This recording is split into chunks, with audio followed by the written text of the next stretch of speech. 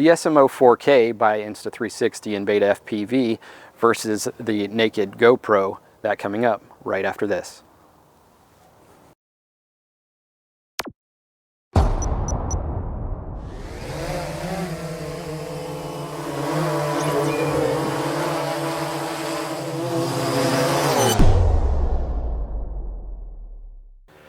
Hey guys, welcome back to the channel. If you're new here, my name's Ryan, and on this channel we review all kinds of technology related things, mostly related to drones and photography. If that's something you're interested in, please consider hitting that subscribe button. It's greatly appreciated. As mentioned earlier, today we are going to do a side-by-side comparison of the SMO 4K versus the naked GoPro.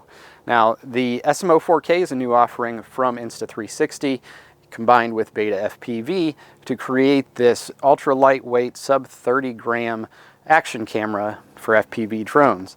But recently I did a teardown of a GoPro Hero Black to convert it into a naked GoPro. You buy it's a kit from BetaFPV. That's essentially a clamshell and a BEC board in order to get this thing powered by your drone. And again, this is also sub 30 grams. So now the naked GoPro weighs in at just 26 grams. It is the lightest of the two. You know, everybody says that the SMO 4K is a sub 30 gram. I'd weighed it. I'm weighing it at 31 grams, and we've got a pretty accurate scale. So there is a 5 gram difference between the two. Not a whole lot, not much that you'd notice. One thing to mention with the naked GoPro, you do have to buy a GoPro. You can be a GoPro Hero Black 6, 7, or 8, and then you have to uncase it yourself, which is very tedious. I'll do a quick replay here of the tear down of the one that we did for this one. But you have to tear it down, being very careful not to cut any ribbons or cables or anything like that, damage any boards, and get it all put together. Ours did go flawlessly, but you know, it's a chance that you're taking buying a new or used or remanufactured GoPro and taking it apart. So one nice thing about the SMO 4K is it does come out of the box ready to go. All you need to do is solder a wire to either your flight controller, or you can also direct solder it to where your ESC board is, where your battery lead comes in, if you just want to power it and not control the recording functions of the camera that way. All right, so this is the rig we are going to be using. This is the DC-5 by iFlight. This is actually a really good drone for cinematography, FPV drone for cinematography. Keeps the props back out of the view of your onboard camera, as well as back out of the view of the action cameras. So I did detune this a little bit, so we'll get some mid-flight oscillations. I did that purposely just to see how both the softwares in each of the cameras or the post-processing actually handles those oscillations from the gyro data, and then converting it to a nice smooth video. So here we go, let's get this thing in the air. They are directly side-by-side comparison. You will see the SMO 4K on one side, you'll see the naked GoPro on the other, and down small in the middle you are going to see the onboard flight recording from the DJI Air unit.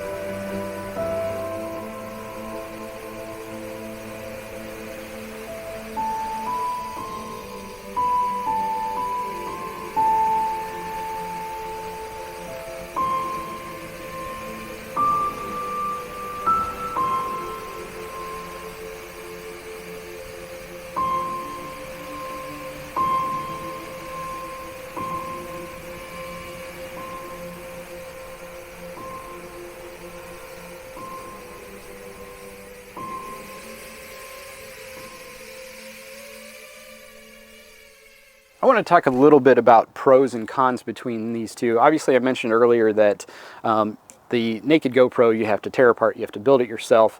If you're not comfortable doing that sort of thing, that might not be the camera of choice for you. If you want to get something right off the shelf that simply just works, the SMO 4K is a great alternative. So keep that in mind when going through this. Another nice thing is the SMO 4K does have a built-in microphone as well, so you can get the sound of the motors. Naked GoPro does not have built-in microphone. Connections between the two cameras are pretty much identical. You're connecting via Wi-Fi, one from the GoPro app and another one from the Insta360 app, so you can get on and change your settings. Another nice thing that when you tear apart your own camera to make the naked GoPro, they leave the ports in the back open for you to be able to plug the screen back in case you ever do have to reconnect. The SMO 4K does have audio tones when you stop and start recording, so you do get actual physical click and beep and tones as you start and stop recording. Now, the method that we connected these cameras to the drone for these flights, the SMO 4K, we made an adapter that goes directly to the balance lead of the LiPo battery pack. The one for the naked GoPro was soldered to the flight controller so that it's powered off of a 9-volt pad off of the flight controller. So that's how they're both powered at the same time. You could also connect those directly to where your balance lead from your LiPo goes into your ESC board. That works as well. Or if you have a power distribution board, you could solder it directly to that.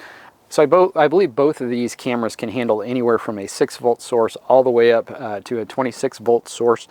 So anywhere between, say, a 3-cell all the way up to a 6-cell battery will be able to power this directly.